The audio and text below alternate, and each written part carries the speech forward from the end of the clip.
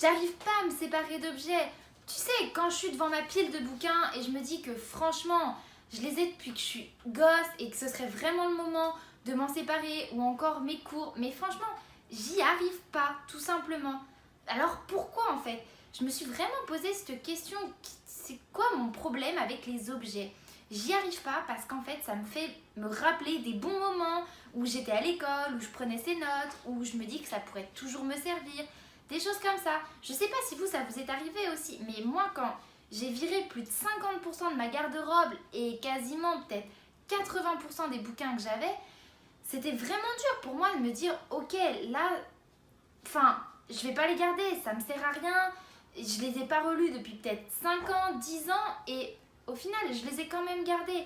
Alors comment faire? Parce que franchement des fois c'est vraiment dur, ça nous prend dans les tripes, on se sent vraiment mal de les jeter aussi et on se dit, enfin moi je me suis dit, je sais pas si toi aussi c'est ton cas, mais je me suis dit vraiment mais non c'était la personne que j'étais mais en même temps si je les jette ça veut dire que je jette qui j'étais aussi avant.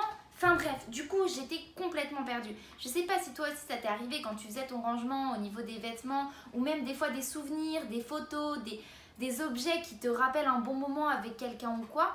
Mais si ça t'est vraiment arrivé, continue de regarder la vidéo parce que peut-être que la solution que j'ai trouvée pour moi fonctionnera aussi pour toi. Mais avant de te donner la solution, je me disais, enfin la solution que j'ai trouvée en tout cas, je me demandais vraiment d'où ça venait. Et en fait j'ai cherché et je me suis rendu compte que les objets qui me tenaient comme ça à cœur étaient des choses qui finalement faisaient qui j'étais et me montraient en fait que j'avais pas confiance en moi. Me montraient en fait que j'étais pas assez stable psychologiquement pour me dire écoute, ça faisait partie de ma vie avant et maintenant c'est ok, je continue d'avancer. Du coup, qu'est-ce que j'ai fait pour passer ce cap-là? Eh bien, j'ai pris le temps de me demander quel était le but de cette chose-là, le but de cet objet en fait. Quand on reçoit une carte postale, c'est quoi? Pourquoi est-ce qu'on reçoit une carte postale? Ben, pour montrer que la personne pense à nous, pour nous partager un souvenir, un moment, une expérience. Et après, c'est tout. C'est nous qui choisissons de garder cette carte postale et de l'afficher pour un nouvel objectif qui est avoir une belle image avec nous ou penser à cette personne-là.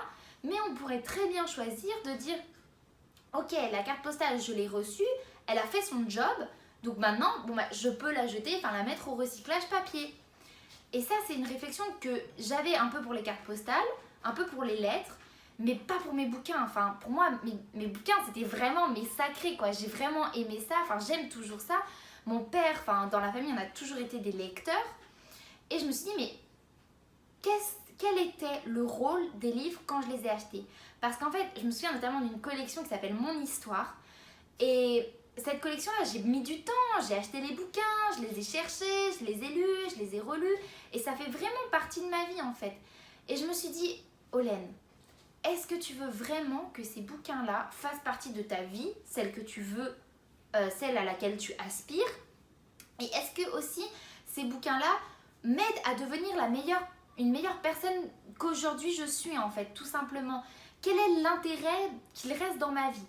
Et je me suis dit, ok, l'intérêt il est très limité parce que ça prend de la place, faut les déplacer quand on déménage. Et au final, ça me fait plus me souvenir qui est-ce que j'étais au début où j'ai commencé à aimer l'histoire.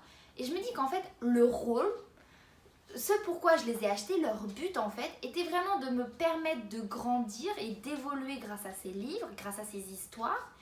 Mais que finalement, aujourd'hui, la personne que je suis n'en a plus vraiment besoin.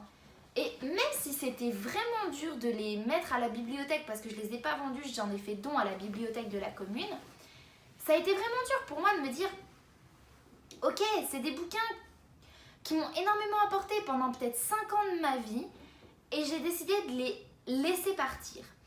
Et en fait, comment est-ce que j'ai fait concrètement? Donc je me suis posé des questions, posez-vous les questions. Pourquoi est-ce que ce livre est dans ma vie?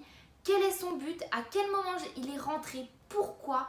Et est-ce que je veux vraiment qu'il continue sa vie avec moi? Est-ce que j'en ai besoin? Est-ce qu'il va m'aider à devenir meilleure, à avancer vers l'objectif que j'ai dans ma vie? Et avec tout ça, après, prenez le temps de vraiment vous dire, ok, si c'est le cas, bah, gardez-le, c'est ok, on a le droit de garder des bouquins, mon Dieu, parce que sinon on commencerait notre vie sans livre. Mais Ça pour tout en fait, que ce soit les photos, que ce soit des objets souvenirs, que ce soit des vêtements aussi. Moi j'avais des vêtements qui m'avaient été offerts et je me disais mais non, je vais pas les laisser partir, je vais pas les donner.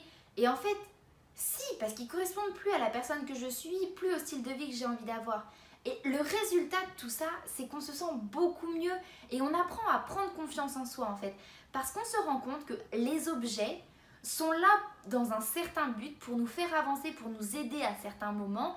Comme l'est votre machine à laver pour vous aider à nettoyer votre linge, c'est pareil, c'est exactement la même chose. Mais ça, on va la garder parce que c'est très pratique encore au quotidien. Mais il y a des choses que vous utilisiez peut-être avant, je sais pas, peut-être avant vous lissez les cheveux ou vous aviez un boucleur et c'était votre passion, vous adoriez vous faire des boucles et qu'aujourd'hui ça correspond plus à la personne que vous êtes et à la personne que vous voulez devenir. Et donc ce sont des objets que tout simplement, on va laisser partir de notre vie, on va remercier.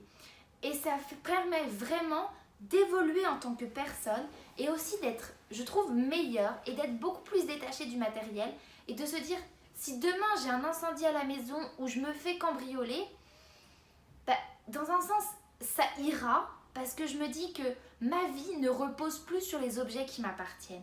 Et ça, c'est un processus qui est vraiment pas facile, mais qui permet vraiment d'avancer dans une vie, de se sentir plus légère, plus sereine et d'avoir aussi une charge mentale bien moindre parce qu'on est entouré de bien moins de choses et on sait pourquoi ces choses sont dans notre vie.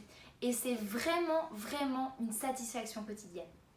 Donc je vous invite à faire la même chose pour vous aussi dans votre quotidien. Et si vous avez du mal avec des objets, posez-vous vraiment la question, quel est le rôle de cet objet? Pourquoi est-ce que je le garde dans ma vie? Et est-ce qu'il m'apporte de la joie? C'est vraiment des questions qui m'ont aidé et qui j'espère vous aideront vous aussi à avancer dans votre cheminement. Pensez à vous abonner à la chaîne et à cliquer sur la petite cloche pour recevoir les prochaines vidéos, donc une notification dès que je sors une vidéo. En tout cas, il y en aura une demain, ça c'est sûr. Je vous souhaite une magnifique journée. À très vite. Bye!